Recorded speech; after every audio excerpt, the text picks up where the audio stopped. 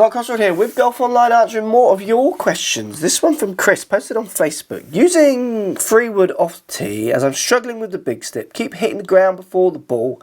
How do I overcome this? Chris, great question. It's a common issue with golfers. Hitting the ground behind the ball, or hitting the ground first, is a lack of control of low point. So think about a club doing a circle around your body. It starts on the ground, goes up, comes back down near the ground, or gets to a lowest point, wherever that point is, and then goes back up.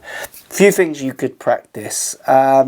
First thing I would look at is angle of attack. So are you hitting 2 down or 2 up at the ball? Often ground first is people hitting too far up. So if I'm hitting a ball here, I'm coming up. To come up at a ball, I've got to bottom out before the ball.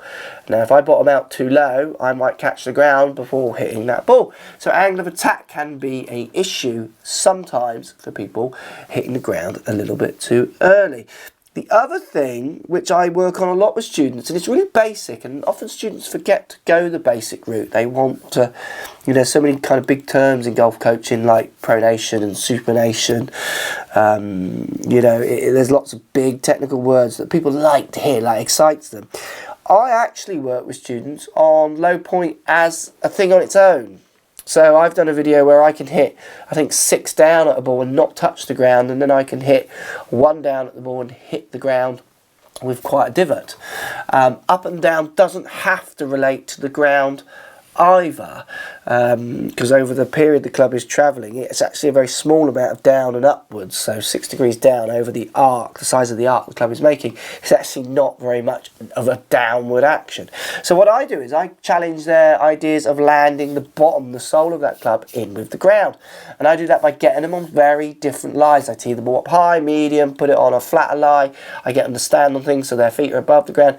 Get them to practice the skill, I call it, of parking the car. So think about it this way. When I parallel park my car, so I'm going to parallel park, reverse into a spot, my car, I feel I can do it. I know where the back of it is. I've driven it enough and I can feel and see that I'm getting near the curb or the other car, and I know when to stop.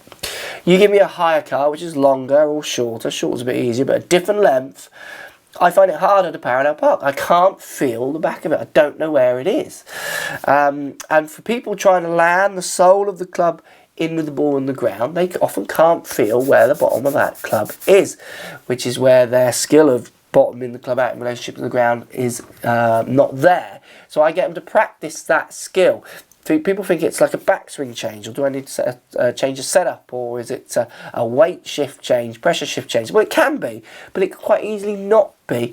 I've seen some golfers with some technically really nice movements, but they've got no idea or feeling of how far the club is off the ground or into the ground. That's a skill in itself, which I would advise you to go and practice. Get your driver, hit it off some different tee heights, practice hovering the club. Maybe practice also, I get people to practice with the club like a foot behind and then try and hit it. Try and get that club delivering in relationship to the ground, and practice that skill is as good as controlling low point, almost as anything else. Let me know how you get on.